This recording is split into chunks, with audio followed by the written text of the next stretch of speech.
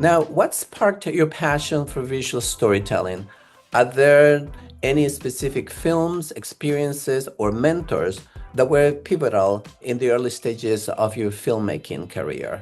Yes, originally it was my mother because she has an infatuation with films. She would always be watching movies, and that's what our life would be like growing up. Now, your breakout short film, Psychopath, won the Very Short Film Special Prize at the Health for All Film Festival in 2024. Where did the concept of the film originate? Yes, it's a funny story because at the time I couldn't drive, so like the character in our film, but I would ride my electric scooter to work, and that means I would have to share the cycle paths with some cyclists. Great work. It's a very short film, and it's very hard to convey a message in such a short period of time and make it entertaining. How do you come up with this name? Yes, it was a play on words with psychopath. So originally the character was going to be a lot more aggressive, but we wanted the audience to empathize with the character.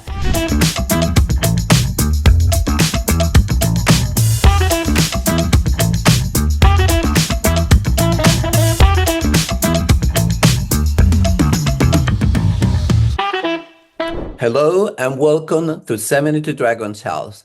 Let me introduce you to Red Wade, a rising filmmaker, producer, and creative talent whose work blends sharp wit, music, and social commentary. Red Wade is a United Kingdom-based filmmaker and production professional known for bold, socially conscious storytelling and a collaborative, crafts-driven approach to filmmaking. A graduate of the National Film and Television School's Craft Skills Program and a British Film Institute Network Creative Producers Lab. They blend experience across production departments, including props, makeup, and production management, with a growing creative portfolio. Their debut short film, Psychopath, is a spoken word musical comedy that confronts climate inaction with humor and rhythm. Made on a modest budget, it has been making waves internationally, screening at festivals across the United Kingdom and Europe. It won the Very Short Film Special Prize at the Health for All Film Festival, Geneva, Switzerland in 2024. Red is currently developing new narrative projects and is available for producing and production management roles with a focus on inclusive, efficient, and positive set environments. Welcome to this interview, Red Wade. It is an honor and a pleasure to have you with us today. Thank you for having me.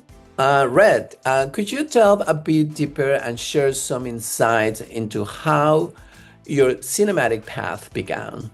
So I started off on the BFI Film Academy course, which is a program for 16 to 19-year-olds. So I was very young when I wanted to get into film. And from that, I went on to the National Film and Television School's Craft Skills course. And that's where I really found my love for producing. And I met the tutor, Rachel Roby, she's influenced me so much. She made me realize my absolute love for producing. So that's where it all started, really. Great, thank you for sharing. Now, what sparked your passion for visual storytelling? Are there any specific films, experiences, or mentors that were pivotal in the early stages of your filmmaking career? Yes, originally it was my mother because she has an infatuation with films. She would always be watching movies, and that's what our life would be like growing up. I particularly can think of the film Bowfinger from 1999, and it was a film about making films. So I thought, oh my gosh, this is so exciting. I could do this. And following that in my career, I've been very lucky to have some amazing mentors. So I've been on the BAFTA mentorship where I've been mentored by Danielle Goff, who's a fantastic producer. Lauren Parker from the Film Hub Midlands. She is now the BFI film executive for the Midlands. She's fantastic and a huge inspiration. I've also been inspired by Angela Clark and Georgia Dandy, who were my mentors and colleagues whilst I was working initially on the Rad Cymru production scheme. So that's where I learned all my tricks of the trade. Yes, mentors are really very helpful when you are developing your career. Now, your breakout short film, Psychopath, won the Very Short Film Special Prize at the Health for All Film Festival in 2024. Where did the concept of the film originate, and how did you develop such a distinct tone, mixing satire, musical performance, and activism? Yes, it's a funny story because at the time I couldn't drive, so like the character in our film, but I would ride my electric scooter to work, and that means I would have to share the cycle paths with some cyclists. And at the time, I found them quite aggressive whilst we were trying to share the path. So I thought, let's maybe we should have a story from this about a cyclist who's really angry at the world. And that just developed from there into Psychopath. I was quite inspired by American Psycho, hence his costume, his demeanor. There's quite a few references throughout, and I was also inspired by musicals and poetry, because I thought that I don't want this character to be just angry. I want us to be able to empathize with him and actually understand what he's saying. So I think having that lens with the style and having a bit of a comedic aspect makes it more entertaining and informative. Yeah, it's really entertaining and informative. I enjoyed watching it. Now, the lead character of the film Psychopath conveys his message through a spoken word process in a corporate setting.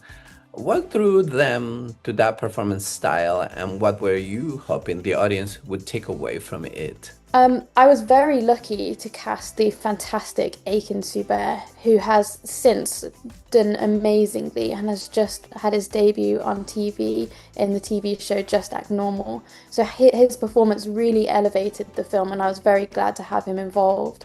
I was really struck by his previous works in theatre, where he's delivered fantastic monologues, so I knew he'd be able to have that rhythm and flow in delivering the poem.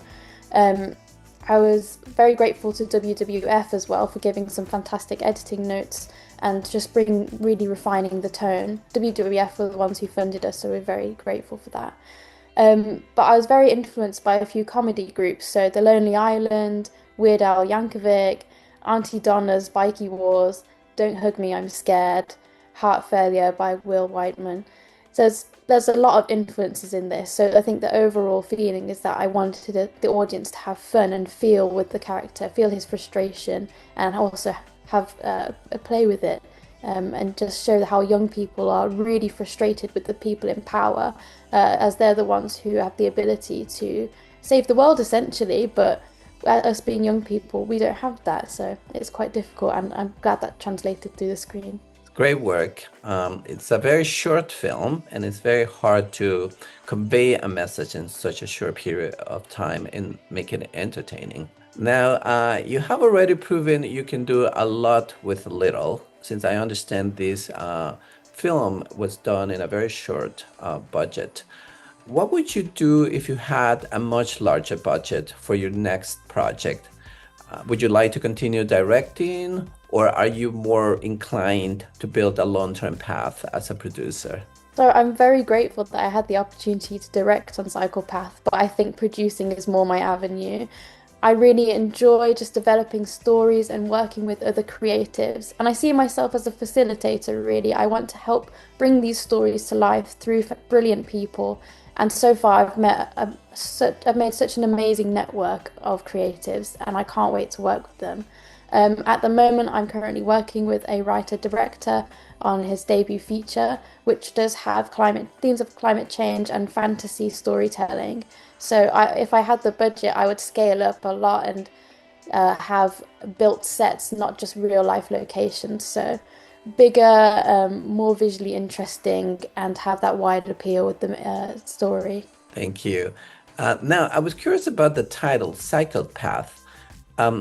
How do you come up with this name? Yes, it was a play on words with psychopath. So originally the character was going to be a lot more aggressive, but we wanted the audience to empathize with the character and think that violence isn't the answer. It's just having that conversation and talking with your peers so that we can be on the same page. And also the American Psycho aspect of it. So it is that play on words of psychopath, but psychopath. Yeah, that's what I felt when I was reading it. I was like, sounds like a psychopath.